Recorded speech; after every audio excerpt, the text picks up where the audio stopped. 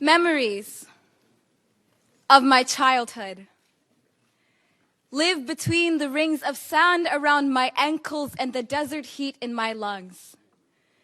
I still believe that nothing washes worry from tired skin better than the Nile and my grandma's hands. Every day, I go to school with the weight of dead neighbors on my shoulders. The first time I saw bomb smoke, it didn't whine and billow like the heat from our kitchen hearth, but it forced itself on the Darfur sky, smothering the sun with tears that it stole from our bodies. The worst thing about genocide isn't the hunger, the murder, the politics, it's the silence.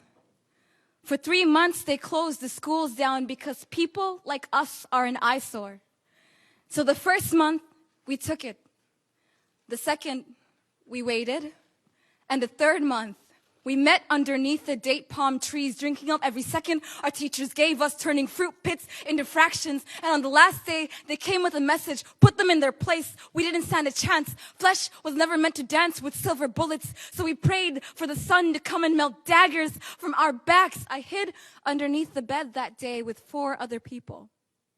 12 years later, and I can't help but wonder where my cousins hid when the soldiers torched the houses, threw the bodies in the wells. So if the weapons didn't get you, the poison would. And sometimes they didn't want to use bullets because it would cost them more than we did. I've seen 16 ways to stop a heart when you build nations on someone's bones. What sense does it make to break them in one day? My mother choked on rifle smoke. My father washed the blood from his face. My uncles carried half the bodies to the hospital, the rest to the grave. And we watched. For every funeral we planned, there were 60 we couldn't. Half the sand in the Sahara tastes a lot like powdered bone. And when the soldiers came, our blood on their ankles, I remember their laces. Scarlet footprints on the floor. Our parents came home with broken collarbones and the taste of fear carved into their skin, and it was impossible to believe in anything. Fear is the coldest thing in the desert, and it burns you, bows you down to half your height, and owns you, and no one hears you. 'Cause what could grow in the desert anyway?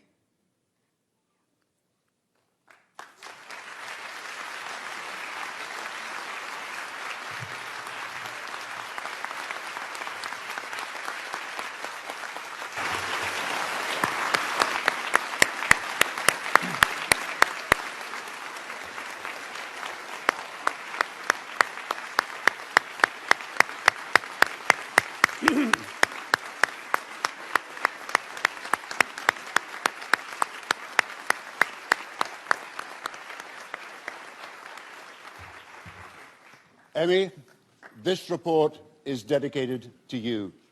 It's dedicated to every child refugee who has been denied education. It's dedicated to every young person who is forced into child labour and denied the right to go to school. It's dedicated to every girl who's forced into early marriage against their will and denied their right to education. And it's dedicated to all children who, even if they are in a school classroom, are being denied the chance to learn because we are not investing enough in their education. This, Emmy, and you represent it, is the civil rights struggle of our generation, that every single child in the world should have the right to go to school and get a decent education. We want to be the first generation in history where every single child goes to school and gets a decent education.